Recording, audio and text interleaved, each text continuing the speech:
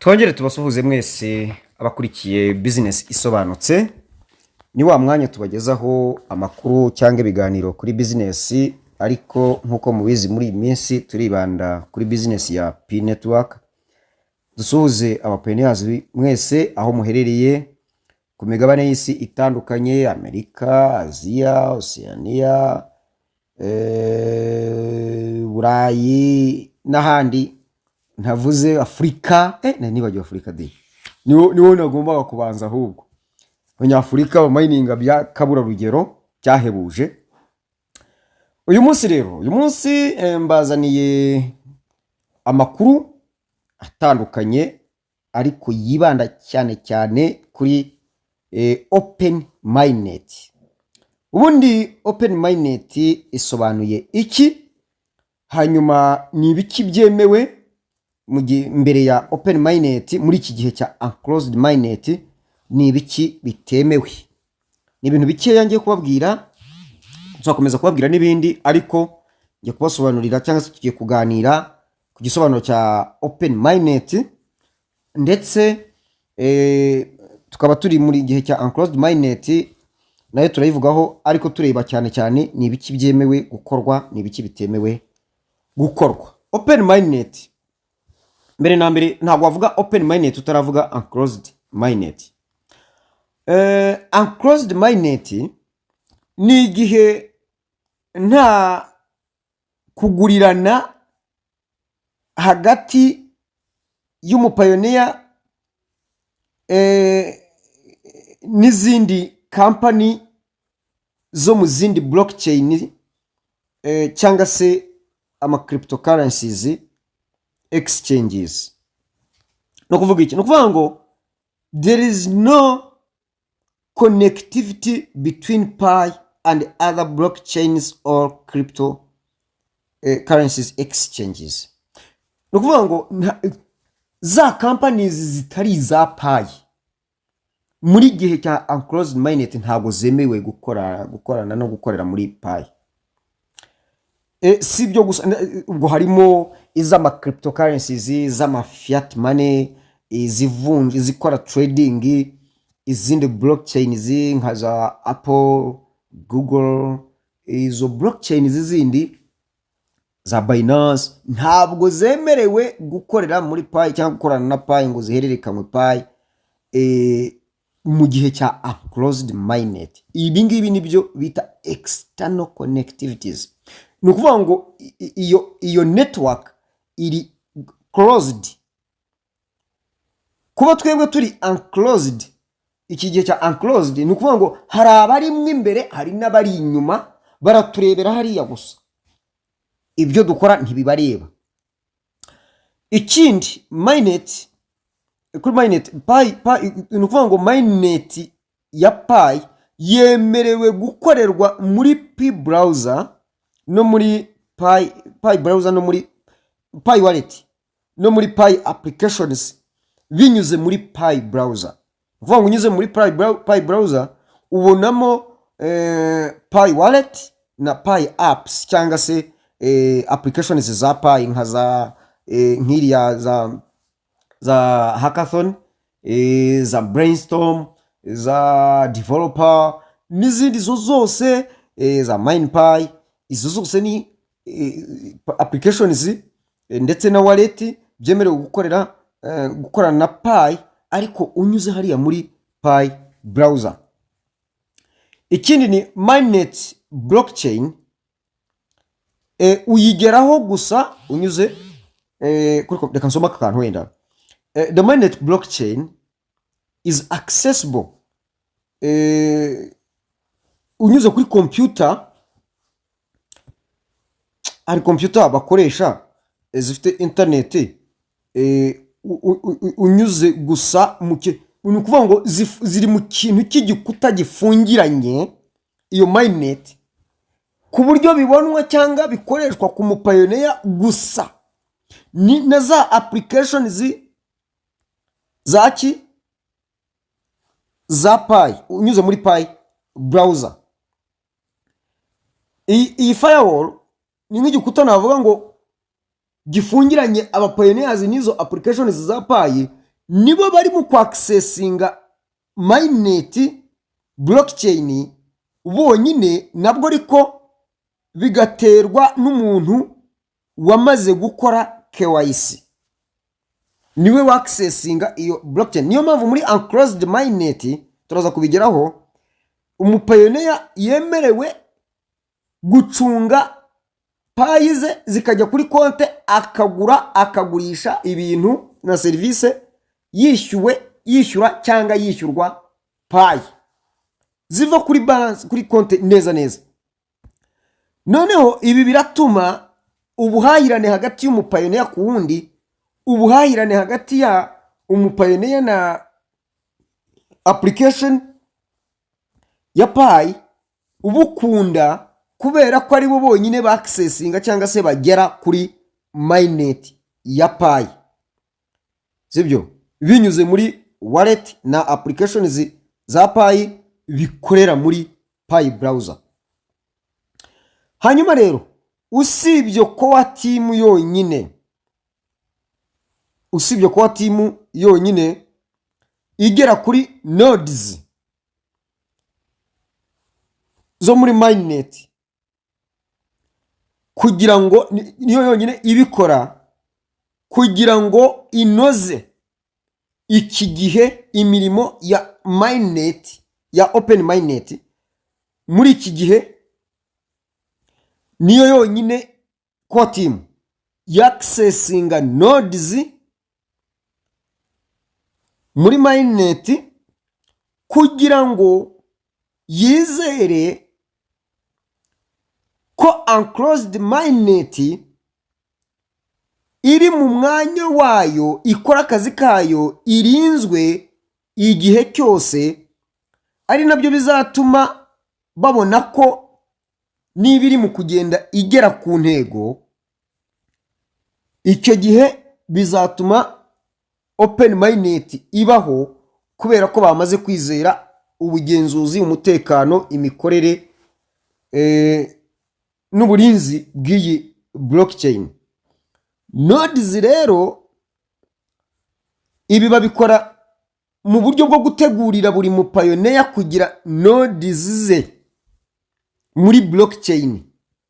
Ba bandi rero bamaze gukora KYC, iyo bazamutse bakagera muri MAINNET, buri wese ahabwa node cyangwa nodes ze kugira ngo agenzurirwemo uko agenda akoresha systeme, akoresha payi, akoresha buri kimwe cyose kigenwe. Bituma systeme igenda itora cyangwa se ishira, babona n'ibibazo aho biri bakagenda babihandura kugeza ubwo bazabona iri matured, then ikaba open. Ni ukuvuga ngo bagenda babona yuko ikora neza, noneho bakaba bakwizera yuko bashobora kuyifungura igahura n'izindi blockchains, bityo bigafatanya, na cyane yuko iyacu ariyo ikomeye, ya payi ari ikomeye, izashobora guhostinga izindi blockchains. Hanyuma rero umupayoniya ku mupayoniya muri iki gihe cya unclosed MAINNET, umupayoniya ku mupayoniya binyuze muri payi wallet ku bakoze KYC, yemerewe ibi bintu bikurikira. Yemerewe kwexchanginga cyangwa se kugurana cyangwa kwishyura payi mu bicuruzwa cyangwa serivisi. Ni ukuvuga ngo wowe muntu wakoze KYC, payi zawe zikaba zaragiye kuri konte y'ukuri muri MAINNET, deja wamaze kubona nodes zawe nubwo bikinozwa. Noneho buri wese afite, muri make afite, navuga afite, harigwa nikira, reka mbyite ngo buri wese afite icyumba cye, afitemo umutekano ku buryo nta wamwiba kereka ari ubyiritangiye ubwe. Niyo mpamvu benshi bazasanga babafatira n'akamushukashuka, yamara kuzimuha ntugire icyo umubaza, ni wowe uba wazirekuye, nta gahata aba yagushyizeho, ntago wabona uko birekaramo ibyo ngibyo. Ariko uvuga uti ni ibintu naguze ntiyabingezaho, warekarama bikumvikana, akagaragaza uburyo yabikugejejeho byanyuze mu mucyo. Hanyuma rero nemerewe ngewe kukuha payi ukampa ibicuruzwa cyangwa ibintu cyangwa serivisi. Ibi ngibi muri iki gihe cya unclosed mainnet, umupayoniya ku mupayoniya biremewe nta kibazo iyo bikozwe neza. Ikindi cyemewe ni transfer of pay, ni ukuvuga ngo guhererekanya pay hagati y'umupayoniya kubw'ibicuruzwa. Ngiye nshobora kuguha pay ukampa ibicuruzwa, ariko nshobora no kuzikoherereza cyangwa service. Hari kuvuga ngo transfer between pioneers, ko exchanginga nabyo biremewe, sibyo? Navuga noneho je urampa, tutavuze ngo ndaguze, no, kubw'impamvu mfite ngewe urampa imodoka ngo he paye 5 tugurana, kugurana sinzi ibintu biki kintu tucyumvikanaho. Hanyuma rero nshobora no kuzikoherereza kubw'ibicuruzwa na service, tukagura tugendeye kuri cya giciro cya GCV, kuri cya giciro cya GCV. Nshobora kuvuga ko nta mafaranga mfite, nkaba mfite payi hano kandi nkaba mbese uko akunda ufite ikibazo ukavuga uti tugurane mukagurana. Ibitemewe rero byo ni gufata payi ukazivunja mu mafaranga aya ngaya afatika, fiat currency cyangwa se fiat money, birabujijwe. Hari exchanges zibikora rwose, bafata payi ukayimuha. Twarabibonye ibyo ngibyo biba kuri black market, ariko bishobora kuzabagiraho ingaruka umunsi ubugenzuzi bizakorwa, twagiye tubivugaho. Hanyuma ikindi cyemewe kibujijwe nako ni payi kuyivunja mu zindi cryptocurrencies, kirabujijwe pe. Ikindi nanone twibagirwa ni ugufata payi ukaziha umuntu mukagirana amasezerano yuko azaguha amafaranga cyangwa se izindi cryptocurrencies mu gihe kizaza cyangwa igihe mwumvikanye. Ayo masezerano nayo arabujijwe. Maze rero open mainnet aba ariyo nsorezaho. Open network cyangwa se open mainnet niki?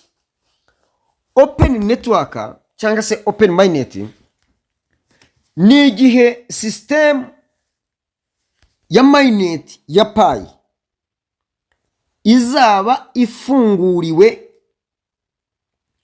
buri mupayoniya wese cyangwa buri company yose. Aka kantu ndagira ngo nkabasomere mu magambo kanditswemo, naza kubivuga gusa mu magambo yanjye. The open network period means that the firewall in the unclosed network period will be removed, allowing any external connectivity, example, to other networks, wallets, and anyone who wants to connect to MAINNET. API calls will not be firewalled, and pioneers will be able to run their own Pi nodes and API services. Pioneers will have connectivity to other blockchains. Ngira ngo iki ngiki kirumvikana. Reka ngarukira ahangaha. Ni ukuvuga ngo iyi Pi open mainnet cyangwa se Pi mainnet iri opened, ni igihe iki gikuta kidutandukanya n'izo external connectivities cyangwa se nabo hakaburi wabita abashoramari, kambita abashoramari nabo bashoramari bandi batarabo muri Pi. Icyo gikuta kidutandukanya kizaba cyakuweho ntikizaba kikiriho. Buri mupayoniya wese azaba afite uburenganzira, cyambere azaba akoresha node zize muri payi, azaba afite uburenganzira bwo gukorana zaba ari exchanges za Bitcoin, za Binance, za Ethereum, za exchanges za amabanki, buri kimwe cyose. Ndagira ngo mbibutse ko abantu bafite ikibazo, ejo hari umuntu wambajije ngo utatubeshya aya mafaranga tuzayabona. Nanjye ntakubeshye, niba utayashaka ntayo uzabona, ariko niba uyashaka uzayabona. Uburyo bumwe rero uzayabonamo nuko niba warakoze KYC ukaba payi zawe zarageze kuri MAINNET, uzaba ufite icyizere cy'uko payi zawe zirindiwe mu cyo bita blockchain technology ya payi ifite nodes. Buri mu pioneer apana nodes za systeme zirindiwemo buri kimwe cyose. Buri wese azaba afite ize zirindiwemo ibye. Muri make buri wese azaba afitemo icyumba cye bwite yihariye. Hanyuma uzaba ufite uburenganzira bwo gukorana za companies zose zexchanginga cryptocurrency yariyo yose, mu mafaranga yariyo yose, zizaba zemerewe gukorera muri payi. Icyo gihe rero nzaba mfite uburenganzira bwo gufata cryptocurrency zanjye, payi zanjye, nkazivunja muri cryptocurrency nshaka, nkajya muri trading nshaka, nkazivunja mu mafaranga nshaka. Urumva ngiye feri ya mbere nzazivunja mu manyarwanda, kuko ntabwo nzashobora imari ahatari mu gihugu. Sinshobora mu gihugu, hanze nzajya ngiye kwiga no kugura ibyo ngura, ariko ngomba kubaka iwacu. Mu Rwanda dufite indirimbo tuvuga ngo tuzarwubaka abana b'abanyarwanda, turugere nka paradizo ku isi yose, we tuzarwubaka wiki bene nkuko. Rero yewe gahunda yanjye ni ukuzashora payi zanjye mu mafaranga y'amanyarwanda, nkishorera imari mu Rwanda, kuzavunja mu mafaranga y'amanyarwanda, ngiye nkishorera imari mu Rwanda.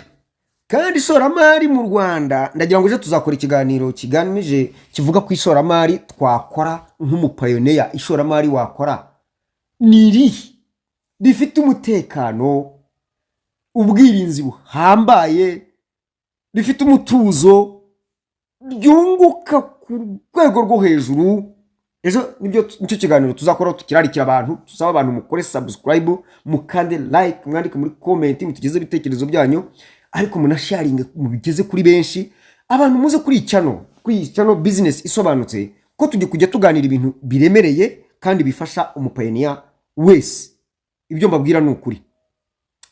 Ndagira ngo tugarukira hanga, ariko tubibutsa yuko open MAINNET izaba ari uburyohe bwo mu rwego rwo hejuru, kuko hazaba harimo umudendezo. Iki kintu rega ni decentralization, kwegereza rubanda imari. Noneho aho buri wese azaba akora icyo ashaka, witsamura amafaranga, witsamura trading, witsamura payi, witsamura amadolari. Mana yanjye, bizaba ari birebire. Ndagira ngo rero nsabe buri wese ategereze open MAINNET yirigata iminwa cyangwa arya umunyu, niko bajya bavuga, kubera ko ibintu bigiye kuba ni ibintu navuga ngo bihambaye kandi biteye ubwoba, ariko bishimishije. Kandi nsabe buri wese kwitonda, mutazashukwa n'ibiguruka byose ngo mwibagirwe ubuzima bwanyu. Ubuzima ni ingenzi. Ubenshi bamaze gupangira ibizabica, ugasanga ibyo wapangiye kuzi ngo ni byiza, ariko ari ibikwica. Rero mugarukire hafi mwuka byaramwe, mutekereze bugufi, murebe ishoramari cyane kuruta umungara. Kuko umungara se shahu, hari umuntu uzagira umungara adapfa, ariko nibura ishoramari risigarira igihugu, rigafasha benshi, nibura tukagira umurage tuzasigira abacu. Reka rero sabe buri wese yitegure open MAINNET. Kuwakoze KYC nutarayikora yitegereze, afite ibyishimo, afite umunezero, apanga imishinga. Iki mishinga tuzakigarukaho ejo, wakora iki, wakwitegura ute? Kuko open mainnet yo izaturika ibe ikisi, sinzi ukuntu nabyita. Kandi mwibuke yuko nyir'ubwite yatangaje yuko open mainnet izaba at the end of this year, mu mperazi z'uyu mwaka. Twabaraga amezi 6 turi ku mubona ngahe, ukwa 7, ukwa 8, ukwa 9, ukwa 10, ukwa 11, ukwa 12, amezi 6 ngenda yabona, ndabona ari nk'icyumweru, ndabona byabaye nk'icyumweru cyangwa se ukwezi kumwe, ko ndabona deja rero ubwo n'amezi 5 n'igice, kuko ukwezi ko twagucagashije kunguko ndabona kwiruka cyane, wagira ngo niko kugiye kuzana open mainnet. Reka no tubareke twaganiraga kuri open mainnet, icyo ari cyo, ibyemewemo, ibitemewemo, ndetse nuko tugomba kuyitegura dufite umutima ukeye, tunezerewe, nkuko mu Rwanda mbega ubu ngubu twiteguye amatora. Turashyushye, mureke dushyuhe, dukoreshe systeme cyane, ibyo tugomba gukora tubikore, KYC tuzikore, duhererekanye, tugure, twemere twakire payi, kuko akira reka nkubwire, nk'umuntu wejeje amadegede, wejeje karoti, imboga, ushatse wagura, wakira payi hano, mugurisha inkoko iki, ukongera payi zawe, nina tuzabigarukaho ejo nabyo. Ubu ngubu reka tugarukira ahangaha, mujye gushaka mega zo kureba ibiganiro bikurikiyeho. Ubu ngubu twaje kuri payi, twaje kandi ntabwo dusubira inyuma. Ubu payi nta kindi ndumva nshaka kuvuga kuri payi rwose, business. Murakoze cyane, mukomeze mugubwe neza, amakuru nakagaruka, mukomeze mwishyuke.